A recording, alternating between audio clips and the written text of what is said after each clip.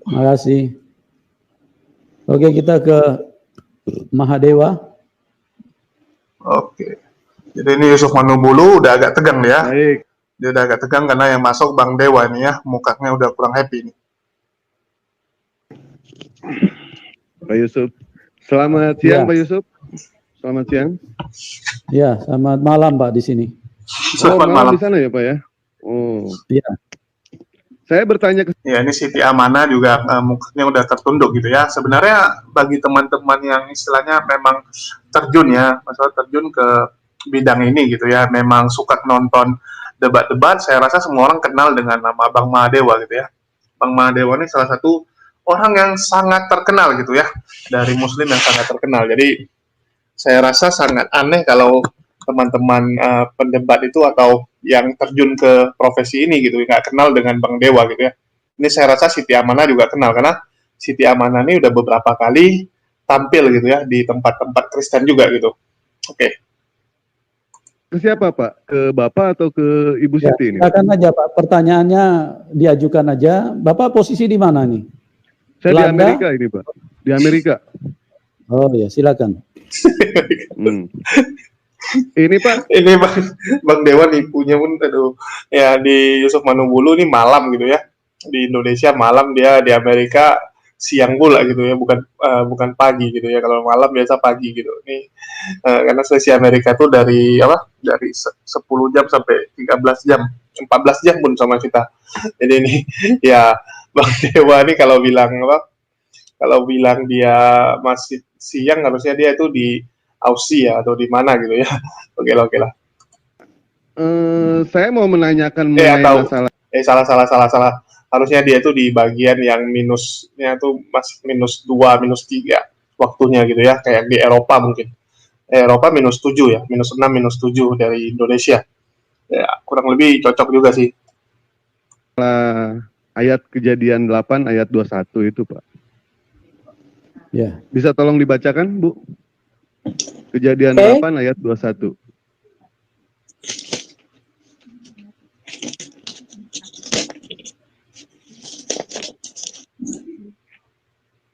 Kejadian 8 ayat 21 ya Pak ya? Ya. Oke. Yang judul apa rekomnya tulah keempat lalat pikat itu ya Pak ya? Bukan. Ketika Tuhan mencium persembahan yang harum. Benar salah Pak, salah. Sorry.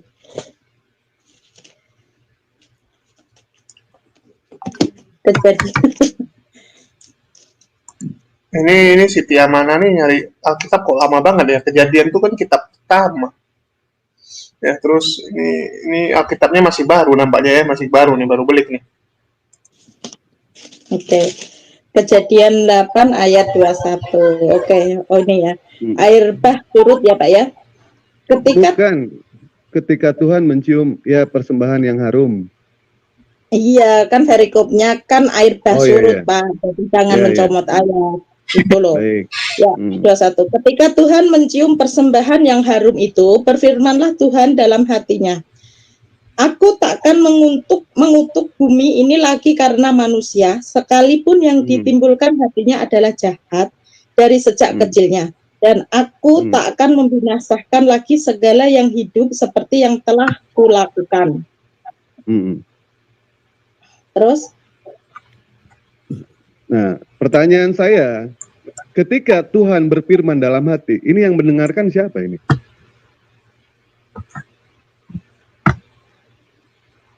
Kan dalam hati, Pak. Aduh, ini Bang Dewa nih kelewatan nih. Ya, Tuhan berfirmannya dalam hati gitu ya. Siapa yang bisa baca isi hati Tuhan gitu ya.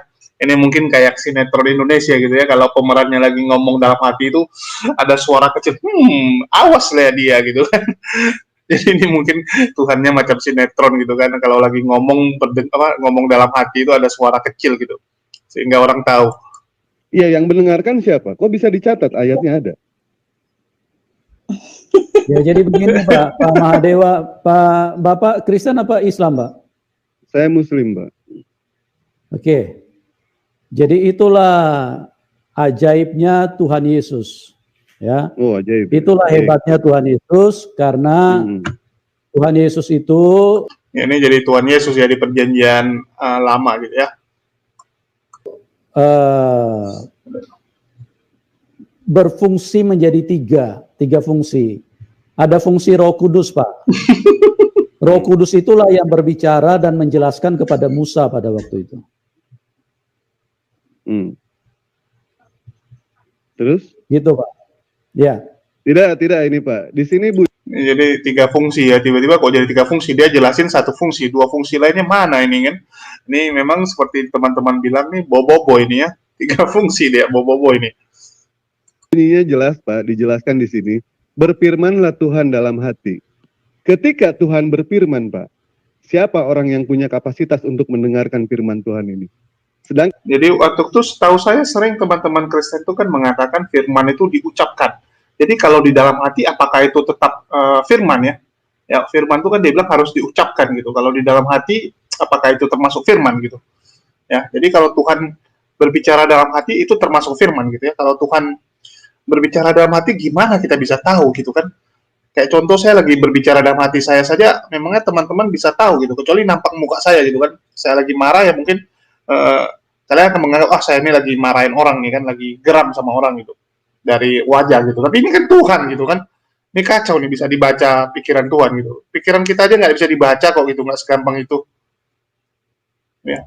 Kan ya, kita sebagai manusia saja Pak, sebagai manusia saja Pak. Ketika kita berbicara dalam hati, tidak mungkin yang namanya kita itu bisa mendengar.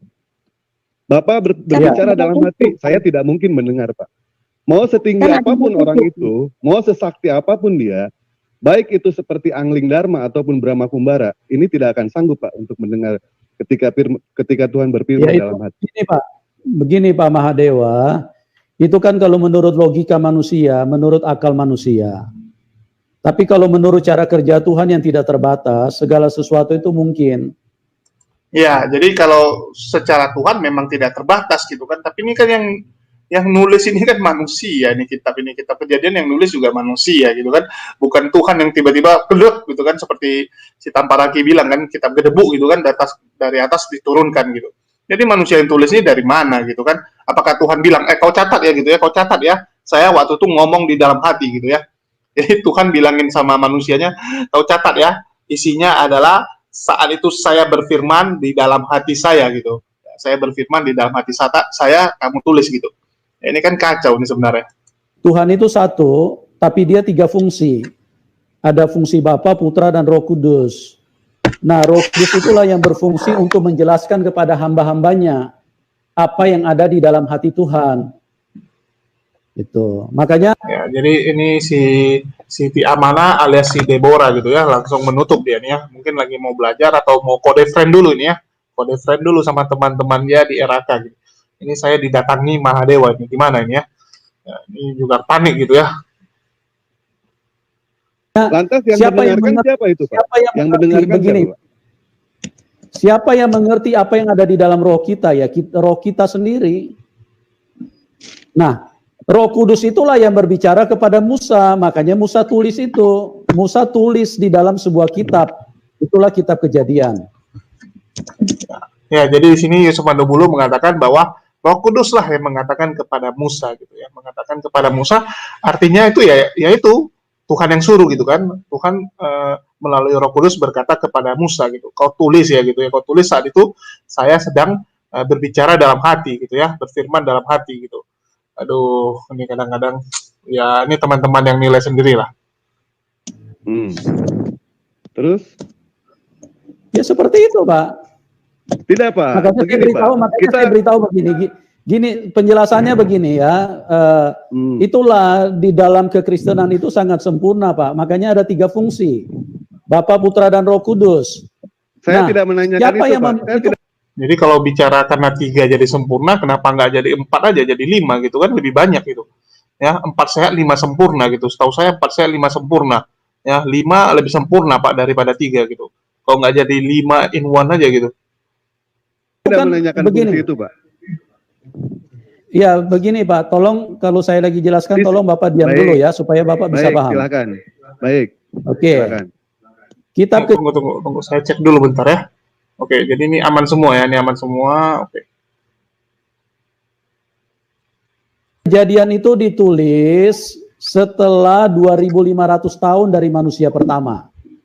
Ya, ditulis oleh Musa. Siapa yang memberitahu kepada Musa tentang kejadian di Taman Eden dengan manusia pertama? Yaitu juga Roh Kudus. Makanya di dalam kekristenan itu ada 3 fungsi. Ada fungsi Bapa, fungsi Anak, dan fungsi Roh Kudus. Nah, Roh Kudus itulah yang mengajarkan kepada hamba-hambanya cerita yang sebenarnya gitu loh. Lantas pada saat Tuhan berfirman dalam hati, apakah Nabi Musa bisa mendengarkan itu, Pak? Nabi Musa tidak mendengarkan, tapi Roh Kudus yang ada di dalam Allah itu sendiri, dia yang mengerti, dialah yang jelaskan kepada Musa. Di sini tidak ada Gitu, penjelasan Roh Kudus, Pak. Di sini, Pak. Jadi Bapak jangan ngarang cerita. Di sini nggak usah ngarang cerita, Bapak. Di Ya, sini gini, jelas disebutkan, gini, berfirmanlah Pak, Tuhan dalam hati. Sebentar, Pak, diam dulu. Bapak jangan memaksakan otak Bapak di sini. Bapak kan bertanya, saya jelaskan. Bapak kalau tidak percaya, ya Bapak silakan keluar dari link ini. Bukan Gitu tidak percaya, Pak. Justru di sinilah. Oke, jadi Diki artinya keluar ya. susah ya dijelaskan sejelas apapun, tetap aja